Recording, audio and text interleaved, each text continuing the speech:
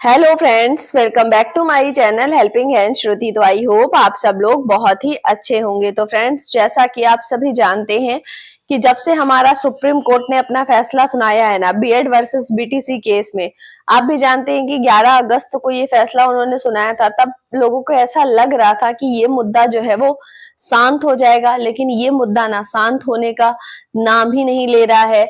जब देखो तब इसमें कोई ना कोई सुप्रीम कोर्ट में अपना केस जो है वो दायर करता रहता है। अब पहले आप भी जानते हैं कि हमारे जो डीएलएड अभ्यर्थी थे वो सुप्रीम कोर्ट पहुंचे थे कि मतलब ये जो जजमेंट आया है ना सुप्रीम कोर्ट का, ये किस डेट से लागू होगा, मतलब पहले की भर्तियों पे इसका कोई असर पड़ेगा क्या, या बाद वाली भर्तियों पे, ये चीज क्लियरिफिकेशन के लिए उन्होंने केस दायर किया था। अब हमारे बीएड अभ्यर्थी एक बार फिर सुप्रीम कोर्ट पहुंच गए हैं। वो लोग सुप्रीम कोर्ट क्यों गए हैं, इसका क्या असर होने वाला है, क्योंकि देखिए ये जो है ना इसका यूपी में ही मतलब बिहार की शिक्षक भर्ती में ही असर देखने के लिए नहीं मिलेगा, बल्कि हर एक स्टेट की शिक्षक भर्ती में इसका असर देखने के लिए मिलेगा। जैसे आपका यूपी हो गया, बिहार हो गया, चंडीगढ़ हो गया, मतलब जहां कहीं पे भी अगर भर्ती आएंगी, आने वाली है या पहले से भर्तियां हो चुकी है ना, तो सब पर आपका असर इसका देखने के लिए मिलेगा। तो ये वीडियो ना आप सभी लोगों के लिए बहुत ही इंपॉर्टेंट रहने वाला है। आप चाहे जिस भी स्टेट के हो, ये वीडियो आप सब लोगों के लिए बहुत ही जरूरी है। तो प्लीज वीडियो को स्किप मत करिएगा, वीडियो को एंड तक जरूर देखिएगा। और अगर आप मेरे चैनल पर पहली बार आए हैं तो मेरे चैनल को सब्सक्राइब करिएगा, और अगर आपको मेरा वीडियो अच्छा लगता है तो मेरे वीडियो को लाइक करिएगा। तो देखिए फ्रेंड्स, न्यूज क्या है आप देख पा रहे होंगे स्क्रीन में। याचिका, शिक्षा मित्र फिर सुप्रीम कोर्ट की शरण में पहुंचे। अब हमारे शिक्षा मित्र गए हैं सुप्रीम कोर्ट। क्यों गए हैं? परिषदीय स्कूलों में 69,000 सहायक अध्यापक भर्ती के तहत चयनित बीएड डिग्रीधारियों को बाहर करने की मांग को लेकर शिक्षा मित्रों ने सर्वोच्च न्यायालय में 304 पेज की याचिका दायर की। देख रहे हैं, उन्होंने 304 पेज की याचिका दायर की है। शिक्षा मित्रों का तर्क है कि बीएड डिग्रीधारियों के भर्ती में शामिल होने से कट ऑफ बढ़ने से उनका चयन नहीं हो सका था। मतलब जो 69,000 शिक्षक भर्ती हमारे यूपी में हुई थी ना, तो इसमें बीएड अभ्यर्थी भी प्राथमिक में शामिल थे। तो अब शिक्षा मित्र जो है उन्होंने सुप्रीम कोर्ट में याचिका दायर की है 304 पेज की, और उनका ये कहना है कि मतलब बीएड डिग्रीधारियों की वजह से कट ऑफ बढ़ गया पेपर का और उनका चयन नहीं हो पाया है। और अगली न्यूज क्या है, बीएड डिग्रीधारियों के खिलाफ सुप्रीम कोर्ट पहुंचे शिक्षा मित्र। देखिए पूरा क्या है, कक्षा 1 से 5 तक की शिक्षक भर्ती में बीएड डिग्रीधारियों को शामिल करने की राष्ट्रीय अध्यापक शिक्षा परिषद एनसीटी को की 28 जून 2018 की अधिसूचना पिछले महीने 11 अगस्त को सुप्रीम कोर्ट में खारिज होने के बाद नए सिरों से कानूनी लड़ाई शुरू हो गई है।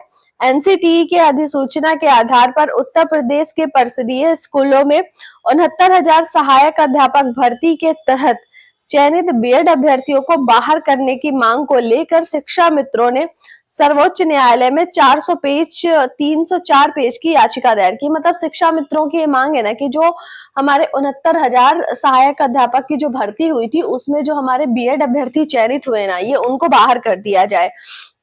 शिक्षा मित्रों का तर्क है कि वह प्राथमिक स्तर की शिक्षक पात्रता परीक्षा पास है। वह 69,000 भर्ती के लिए 2019 में आयोजित शिक्षक भर्ती परीक्षा में 40-45% अंक या अधिक प्राप्त करने वाले 32,629 अभ्यर्थियों में शामिल थे, लेकिन बीएड शामिल होने के कारण शिक्षक भर्ती परीक्षा में परीक्षार्थियों की संख्या और कट ऑफ बढ़ने के कारण उनका चयन नहीं हो सका। अब चूंकि एनसीटीई ने अधिसूचना खारिज हो चुकी, इसलिए अब उसके आधार पर बीएड डिग्री जो हुए हैं ना उनको भी क्या बोलते हैं हटा दिया जाए, ताकि उसकी जगह में जो शिक्षा मित्र थे उस टाइम पे उनको रखा जाए। तो ऐसा शिक्षा मित्रों की मांग है, इसकी वजह से वो सुप्रीम कोर्ट गए हैं। उन्होंने 304 पेज की याचिका दायर की है। अब देखिए इसका क्या सुनवाई होती है, क्या होता है, अब इसके लिए क्या नया अपडेट आता है, क्या सुप्रीम कोर्ट इसमें डिसीजन लेती है, अब उसके बारे में तो हमको बाद में ही पता चलेगा। देखिए एक न्यूज और है, नया शिक्षा आयोग के गठन में देरी से फंसेंगी शिक्षक भर्ती, अगले साल चुनाव घोषित होते ही लग जाएगी आचार संहिता। आप भी जानते हैं कि 2024 में हमारे लोकसभा के चुनाव है। और देखिए पूरी न्यूज क्या है, नए शिक्षा सेवा चयन आयोग के गठन से संबंधित विधेयक को पारित हुए माह भर हो गए हैं लेकिन आयोग के गठन की प्रक्रिया अब तक शुरू नहीं हो सकी है। यह साल बीतते में सिर्फ 3.5 महीना बाकी है। अगले वर्ष लोकसभा के चुनाव है। अगर आयोग जल्द क्रियाशील नहीं हुआ तो आगामी शिक्षक भर्ती में चुनाव आचार संहिता का अड़ंगा लग सकता है। प्रदेश के अशासकीय सहायता प्राप्त माध्यमिक विद्यालयों में सहायक अध्यापक प्रवक्ता के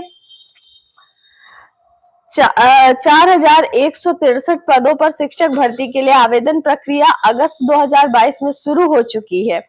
नए आयोग के गठन के इंतजार में यह भर्ती फंसी हुई है। भर्ती प्रक्रिया शुरू हो चुकी है, इसलिए आचार संहिता का इस पर असर नहीं पड़ेगा, लेकिन आचार संहिता लागू होने के बाद नई शिक्षक भर्ती का विज्ञापन जारी नहीं किया जा सकता। अशासकीय माध्यमिक विद्यालयों जितने पदों पर भर्ती प्रक्रिया चल रही है उससे 3 गुना अधिक पद रिक्त हैं। अगर पूर्व की बात माध्यमिक शिक्षा सेवा चयन आयोग के पास ही इस भर्ती की जिम्मेदारी होती तो अब तक 2022 की भर्ती पूरी हो गई होती और नए पदों पर भर्ती के लिए विज्ञापन भी जारी हो गया होता। आयोग का गठन समय से नहीं हुआ तो नई शिक्षक भर्ती के लिए लंबा इंतजार करना होगा। तो देखिए, आयोग के गठन की जो वो थी वो पूरी हो गई, लेकिन अभी भी ये आयोग जो है ना वो कार्य करने में नहीं आया है।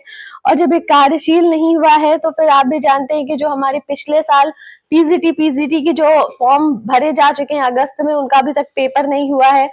और चूंकि अभी आयोग अपने काम में ही नहीं आया तो अभी हमारा नया यूपी टेट भी देखने के लिए नहीं मिलेगा। और इस सिचुएशन में ना हमें देख के ऐसा नहीं लगता कि जो नई शिक्षक भर्ती है वो उत्तर प्रदेश में आने की कोई भी संभावनाएं नजर आ रही हैं, क्योंकि देखिए ऐसा सीधा सीधा लिखा हुआ है। एलटी ग्रेड की शिक्षक भर्ती भी अटकी हुई है। इसी वजह से यही हाल अशासकीय सहायता प्राप्त महाविद्यालयों का भी है। मतलब हर जगह पद खाली है क्योंकि इतने टाइम से पेपर नहीं हुआ और जिन पेपरों का फॉर्म निकाला जा चुका है वो भी भर्ती नहीं हो रही। और एक बार अगर चुनाव आचार संहिता लग गई तब तो फिर नई शिक्षक भर्ती आएगी नहीं। तो ये हाल है हमारे उत्तर प्रदेश का। तो फ्रेंड्स, ये था आज का वीडियो। अगर आप लोगों को मेरा वीडियो अच्छा लगा होगा तो प्लीज मेरे वीडियो को लाइक करिएगा और अगर मेरे चैनल पर पहली बार आए हैं तो मेरे चैनल को सब्सक्राइब करिएगा। तो फ्रेंड्स, मिलते हैं अपने अगले वीडियो में।